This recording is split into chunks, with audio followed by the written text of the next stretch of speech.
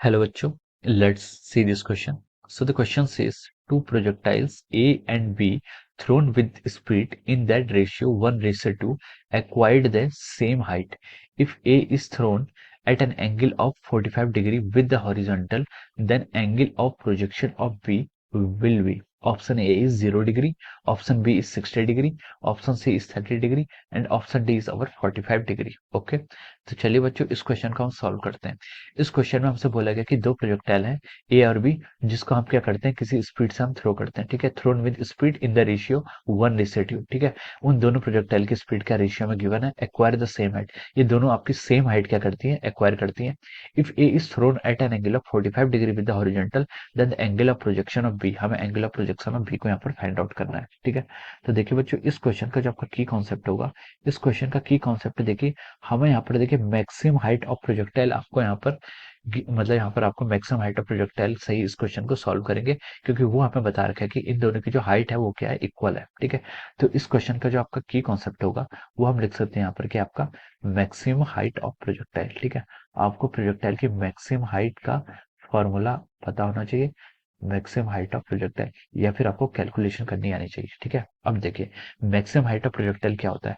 Maximum height of projectile होता है कि अगर हम किसी प्रोजेक्टाइल को थ्रो करते हैं, ठीक है, तो ऐसी उस द हाइट जब उसकी जो वाई एक्सिस के अलोंग डिस्टेंस होती है, जहां पर उसकी फाइनल वेलोसिटी वी वाई के अलोंग क्या हो जाए, जीरो हो जाए, उस पॉइंट को हम क्या बोलते हैं, मैक्सिमम हाइट बोलते हैं। Maximum height of a projectile क्या होता है, अगर हम किसी प्रोजेक्टाइल की ट्रेजेक्टरी को ड्रॉ करें, ठीक है, तो उसकी वाई एक्सिस के अलोंग जो मैक्सिमम डिस्टेंस ट्रेवल्ड होती है वो उसकी क्या कहलाती है, मैक्सिमम हाइट कहलाती है। ठीक है, that is called the maximum height of a projectile. ठीक है, अब देखिए इसको हम कैसे रिप्रेजेंट करते हैं। जो आपकी मैक्सिमम हाइट होती है प्रोजेक्टाइल की, मैक्सिमम हाइट का जो आपका फॉर्मूला होता है वो होता है आपका H is equal to u square sine square theta divide by 2g। ठीक है, this is the formula for the maximum height of a projectile. ठीक है, make it equation number 1। Okay, अब देखिए, अब उसने क्वेश्चन में बोला था कि दो प्रोजेक्टाइल को हमने ए और बी है जिनकी स्पीड का रेशियो में पता है। ठीक है, अब मान लीजिए u1/u2, u1 क्या है आपकी प्रोजेक्टाइल 1 की स्पीड और u2 क्या है प्रोजेक्टाइल 2 की स्पीड, इनकी स्पीड का रेशियो में 1:2 क्वेश्चन में गिवन है। ठीक है, किसके इक्वल है, आपका 1:2 के इक्वल है। उसने बोला है कि दोनों क्या करते हैं, सेम हाइट को क्या करते हैं, अचीव करते हैं। ठीक है, they both will achieve the same height if A is thrown at an angle of 45 degree with the horizontal, then the angle of projection of B. ठीक है, अगर आपको थीटा ए क्वेश्चन में गिवन है जो आपको कितना देर का है, 45 डिग्री विद द हॉरिजॉन्टल, और आपको यहाँ पर थीटा बी की वैल्यू क्या करनी है, फाइंड आउट या फिर कैलकुलेट करनी है। ठीक है, अब देखिए इनकी हाइट क्या है, दोनों की सेम है। ठीक है, हाइट दोनों की सेम है तो हम लिख सकते हैं फॉर प्रोजेक्टाइल 1। ठीक है, दोनों की हाइट आपको क्वेश्चन में गिवन सेम ली है तो हम लिख सकते हैं फॉर प्रोजेक्टाइल 1। ठीक है, 1 नहीं, फॉर प्रोजेक्टाइल ए। ठीक है, ए को बोल दीजिए। ठीक है, इसकी हाइट कितनी एच है, एच हाइट इसने ट्रेवल की है। इनिशियल स्पीड देखिए कितनी है इसकी, u1 है, u1 का square sine square theta of A divide by 2g। ठीक है, ये आपका फॉर्मूला हो जाएगा। इसको आप देखिए और सॉल्व करके लिख सकते हैं, u1 का स्क्वायर को u1 का स्क्वायर रहने दीजिए, साइन स्क्वायर थीटा है, साइन थीटा की वैल्यू कितनी है, थीटा आपका 45 डिग्री है, तो साइन 45 की वैल्यू 1/√2 हो जाती है, और साइन स्क्वायर 45 की वैल्यू कितनी आएगी आपकी, 1/2 हो जाएगी यहाँ से। ठीक है, divide by 2g, divide by 2g को आपने ऐसे यहाँ पर लिख लिया। ठीक है, अब आपने इसे क्या बोल दिया, this is make it equation number 2। ठीक है, ये आपकी इक्वेशन नंबर 2 आ गई। अब देखिए फॉर प्रोजेक्टाइल बी। ठीक है, हम क्या करते हैं प्रोजेक्टाइल बी के लिए यहाँ पर अब मैक्सिमम हाइट को क्या करते हैं, फाइंड आउट करते हैं।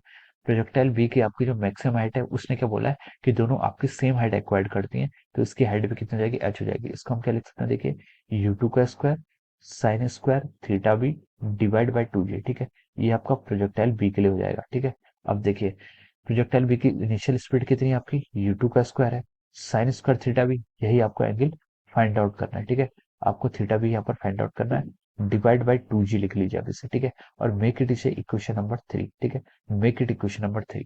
अब देखिए आपको इक्वेशन 2 भी मालूम होगी, इक्वेशन 3 भी मालूम होगी। अब आप क्या कर लीजिए, इन दोनों इक्वेशंस को डिवाइड कर लीजिए। डिवाइड इसलिए कर रहे हैं देखिए क्योंकि हमें u1/u2 का रेशियो, यानी कि u1 और u2 में रिलेशन हमें क्वेश्चन में गिवन है। ठीक है, फिर हम इसको यहाँ पर पुट कर लेंगे। ठीक है, अब देखिए इक्वेशन 2 को हम क्या कर रहे हैं, डिवाइड कर रहे हैं, डिवाइडिंग इक्वेशन 2 विद इक्वेशन 3। ठीक है, अब देखिए इन दोनों को हम क्या कर रहे हैं, डिवाइड कर रहे हैं।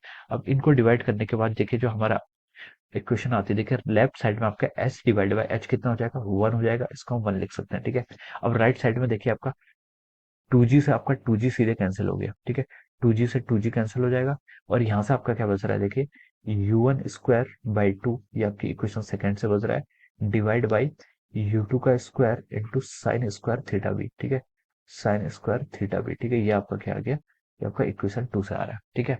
अब इसको आप क्या लिख सकते हैं, देखिए u2 का square into sine square theta B is equal to our u1 का स्क्वायर डिवाइड बाई 2, ये आपका आ गया, ठीक है।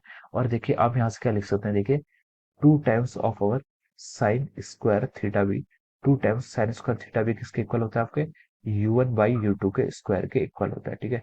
ये आपके 2 times sine square theta B आपके u1 बाई u2 के स्क्वायर के इक्वल आ गया यहाँ से, ठीक है।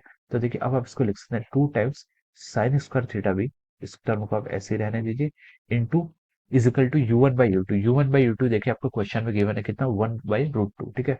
तो हम इसका स्क्वायर करेंगे तो ये कितना आ जाएगा, आपका 1/2 के इक्वल हो जाएगा। और आप यहाँ से लिख सकते हैं कि जो आपकी साइन स्क्वायर थीटा बी की वैल्यू आएगी, ये कितनी आएगी आपकी 1/4 आ जाएगी, ठीक है।